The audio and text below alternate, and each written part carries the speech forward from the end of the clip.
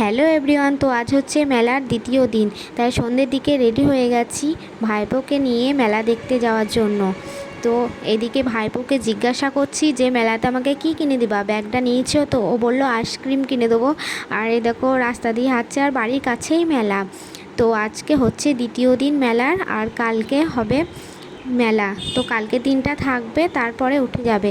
তো তোমাদের সবটা দেখাচ্ছি আর তোমরা দেখতে থাকো। আর এদিকে দেখো ওর কাকার কোলে চেপে পড়েছে। তারপরে চলে এসেছি দেখো এগরোলের দোকান। তো বললো এগরোল খাবো, তো এগরোল খেলো একটু। আর এগরোলটা খুব গরম, তাই ওকে বলছি আমার হাতেই থাকুক, তুমি খাও।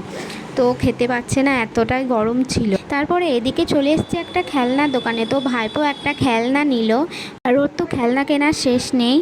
আর এদিকে ভক্তরা সব নাচছে, ওদের আজকে লাস্ট দিন। তো মিনি ব্লগটা তোমাদের কেমন লাগলো কমেন্টে জানিও। তো চ্যানেলটি সবাই সাবস্ক্রাইব করে দিও।